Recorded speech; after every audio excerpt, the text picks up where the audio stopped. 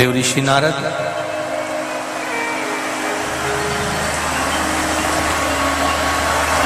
छह सूत्रों का वर्णन कर रहा है और वो जो छह सूत्र नारद जी ने बताए हैं कि भगवान शंकर की अविरल भक्ति को प्राप्त करने का सबसे बड़ा साधन है ये छह सूत्र।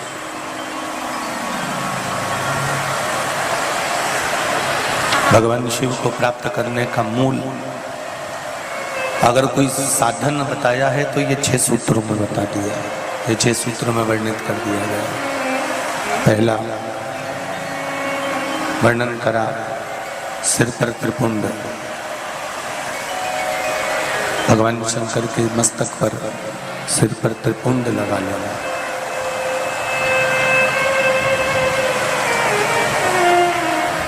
जब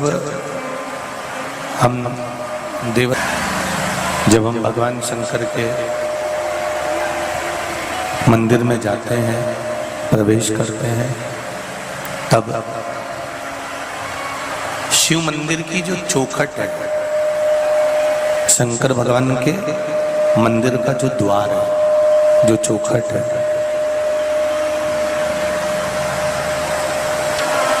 उस चौखट का मात्र जो शंकर जी के मंदिर का ऊपर की चौखट का जो भाग है, उस चौखट को मात्र दर्शन कर लेने पर भगवान शंकर के जो दो गण हैं, द्वारपाल हैं, उनसे हमको आज्ञा प्राप्त हो जाती है कि आप मंदिर के अंदर प्रवेश करें।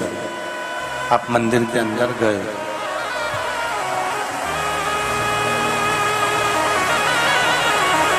आप मंदिर के अंदर पहुंचे।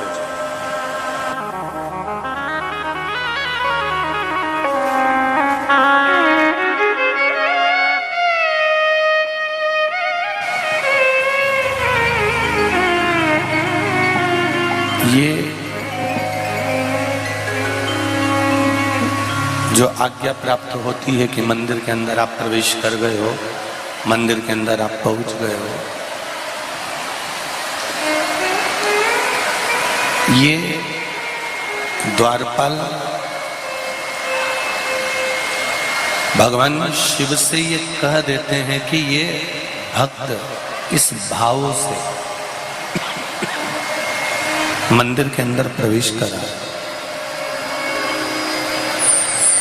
एक बात थोड़ा ध्यान दीजिएगा, अपने जीवन में उतारिएगा, स्मरण करिएगा कि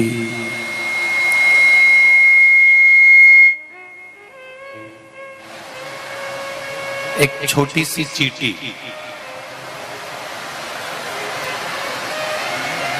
या एक छोटी सी चिड़िया,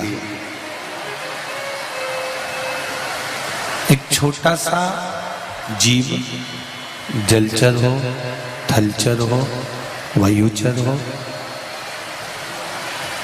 कोई छोटे से छोटा जीव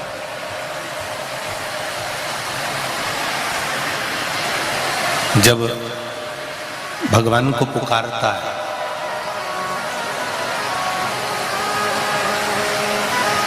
तो क्या भगवान उसकी भाषा को जानते हैं? क्या भगवान उनकी वाणी को पहचानते हैं? शिव महापुराण की कथा कहती है भगवान उनकी भाषा को नहीं जानता, भगवान उनकी वाणी को नहीं जानता, पर इतना जरूर है कि जब वो दिल से, हृदय से भगवान को पुकारता है तो उसके हृदय का जो भाव है, उसके दिल का जो भाव है, उसकी चित्तवृत्ति का जो भाव है, उसके मन का जो भाव है, भगवान उसको समझ लेते। एक मंदिर की चौखट, मंदिर का द्वार, मंदिर का दरवाजा,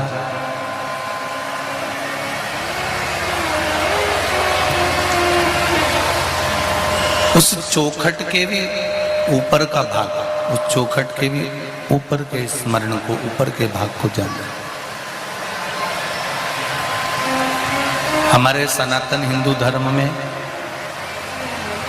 हम जो बंदरवाल बांधते हैं, वो बंदरवाल नीचे बांधते हैं कि ऊपर बांधते हैं? जम के बोलो जरा। ऊपर की ओर बांधते हैं।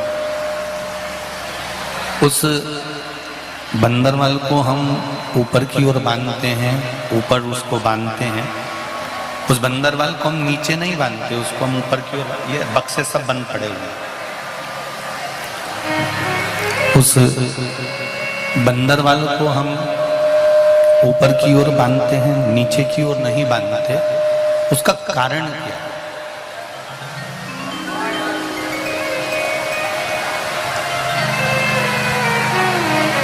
किस कारण से? शिव महापुराण की कथा कहती है, बंदरवाल को ऊपर इसलिए बांधा जाता है कि वो हमारे पितरों का, पूर्वजों का, कुल देवी देवताओं का, हमारे स्मरण जिन भगवान का हम नित्य करते हैं, उन परमात्मा का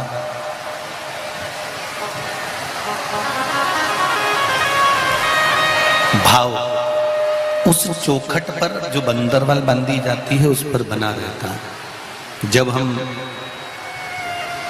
नीचे से निकल कर जाते हैं उस बंदरवाल के नीचे से, तो हमने भले अपने पूर्वजों को, अपने पितरों को, अपने देवताओं को हमने प्रणाम करा कि नहीं करा, पर बंदरवाल बंधे हुए दरवाजे से निकलकर जब हम जाते हैं तो हमारे पूर्वजों का आशीर्वाद हम पर स्वतः ही हो जाता है। हम उसको प्रणाम करें कि ना,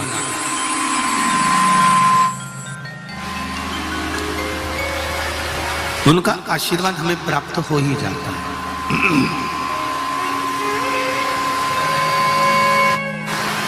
देवऋषि नारद 6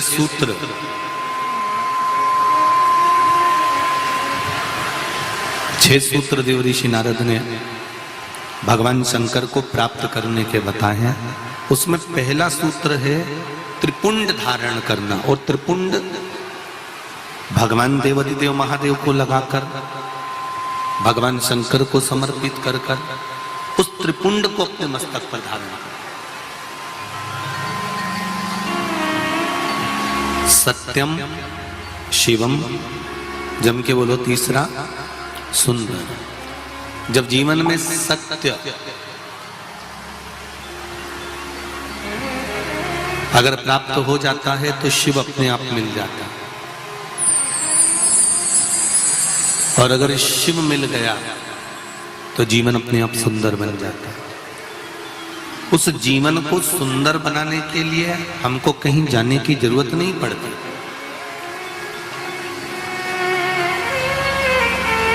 जीवन की सुंदरता परमात्मा का भजन।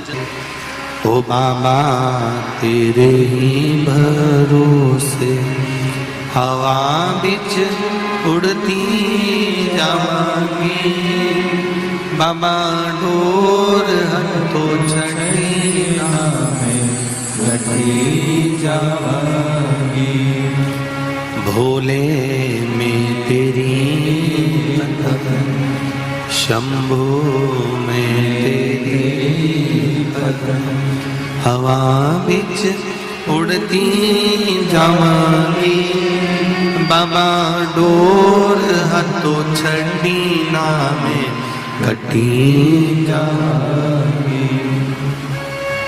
शिव कथा कर रहे,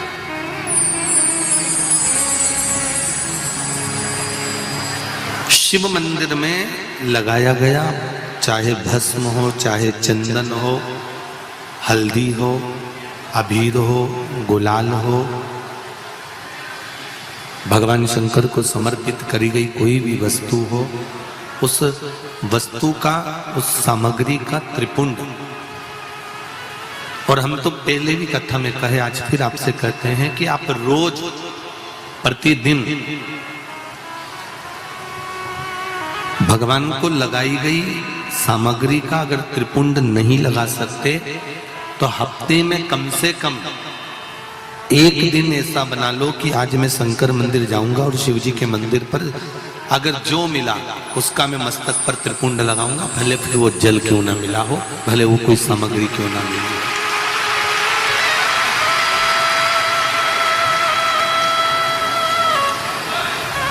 एक त्रिपुंड 6 सूत्र में दूसरा सूत्र बताया गया है भगवान शिव का पंचाक्षर मंत्र।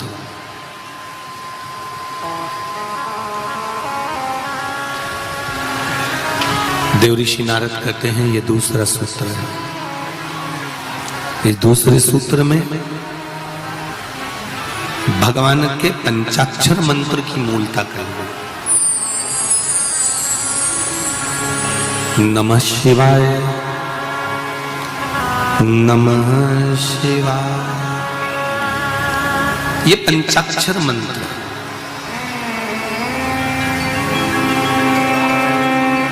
जब इसमें ओम को जोड़ दिया जाता है तो ये षडाक्षर मंत्र बन जाता है।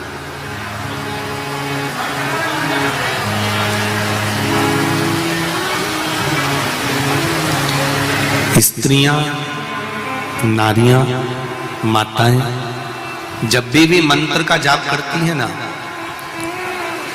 जब भी षडाक्षर मंत्र का जाप करती है तो वो पंचाक्षर से चालू करती है।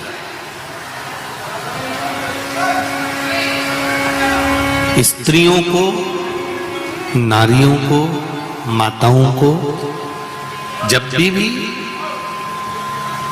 शिव नाम के मंत्र का जाप करना है तो पहले उनको पंचाक्षर से चालू करना पड़ेगा। और अगर पुरुष भगवान शिव के मंत्र का जाप कर रहा है तो उसको षडाक्षर से चालू करना पड़ेगा। समझ लेना जरा अच्छे से एक बार हो, जिससे हमारे से कोई गलती ना हो जीवन में। पंचाक्षर मंत्र सब बोलो जरा एक बार। नमः शिवाय, जम के बोलो। ठीक है। अब माताएं जब मंत्र का जाप करती हैं तो यहां से चालू करती हैं, जो अभी आपने बोला। पुरुष जब भगवान शिव के मंत्र का जाप करता है तो षडाक्षर मंत्र से चालू करता है। ओम नमः शिवाय। माताएं जब भी चालू करेंगी नमः शिवाय, ओम नमः शिवाय, नमः शिवाय, ओम नमः शिवाय। अब पुरुष करेगा कैसे?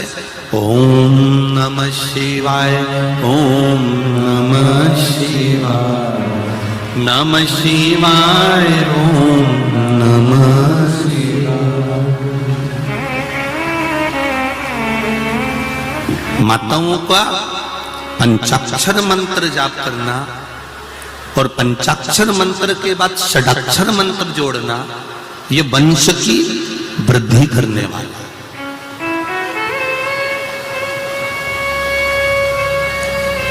एक और बात अच्छे से समझ लो, किसी का अचानक एक्सीडेंट हो गया,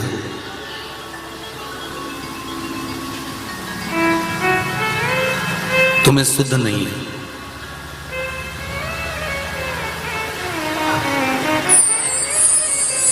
तुम्हें भान नहीं है, स्मरण नहीं है, और सूचना मिली तुम्हें अचानक कि एक्सीडेंट हो गया है और जीव बड़ा तकलीफ में है। घर के लोगों को अगर मालूम पड़ा है कि एक्सीडेंट हुआ है तो मेरा माताओं से निवेदन है उसी समय पर 5 या 7 बार पंचाक्षर मंत्र का जाप करना प्रारंभ कर देना चाहिए।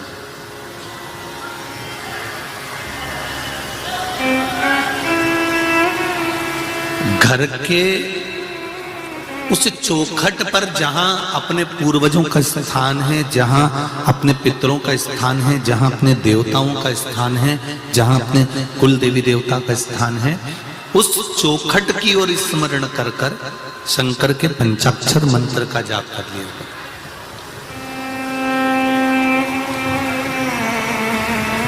ये निश्चित है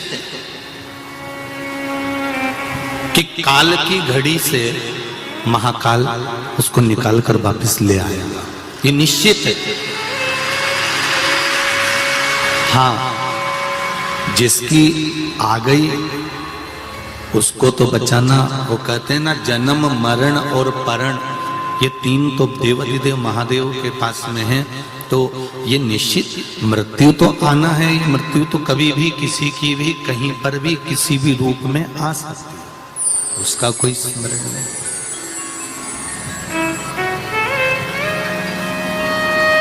अकाल मृत्यु वो मरे जो काम करे चंडाल का, काल उसका क्या बिगाड़े जो भक्त हो महा। मृत्यु तो आ सकती है, मृत्यु की कोई घड़ी, कोई पल, कोई क्षण नहीं होता, उसका तो एक निश्चित है जरूर।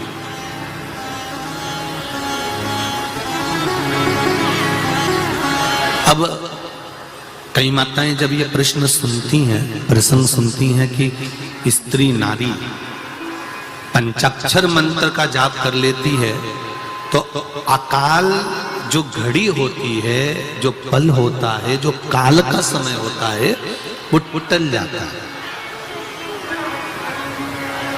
उसका कैसे कारण है? क्या कारण हो सकता है कि यह अकाल का जो समय है वो टल जाता है? भारत की भूमि पर केवल एक स्त्री, भारत की भूमि पर केवल एक नारी, केवल एक माताएं ऐसी होती हैं जो जिनके भीतर भगवान शंकर का आधा स्वरूप नारी के अंदर विराजमान रहता है। भगवान शिव का आधा स्वरूप स्त्री के अंतर्गत रहता है।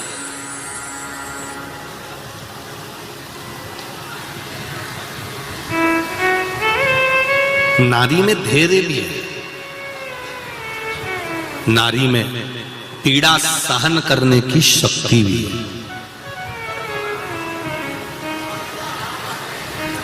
जितनी पीड़ा स्त्री को होती है, जितनी पीड़ा नारी को होती है, जितना दुख नारी सहन करती है, जितना कष्ट स्त्री सहन करती है, जितनी पीड़ा एक नारी सहन करती है, संसार का कोई व्यक्ति इतनी पीड़ा सहन नहीं कर सकता जितनी नारी पीड़ा को सहन करती है। एक बच्चे को जन्म देते समय मां का दूसरा जन्म हो जाता है। एक बच्चे को जन्म देते समय माता का ये दूसरा जन्म होता है।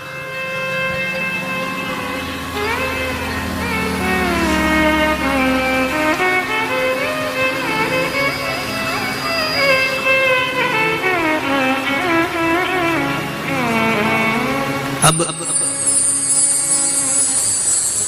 नारी में वो शक्ति है, नारी में वो बल है, नारी में वो तप है, नारी में वो साधना है, नारी में वो व्रत, नारी में वो उपासना है, वो बल है, वो शक्ति है, वो तप है, वो साधना है कि नारी जब पंचाक्षर मंत्र का जाप करती है, फिर से बोलिए सब लोग पंचाक्षर मंत्र को वापिस बोले।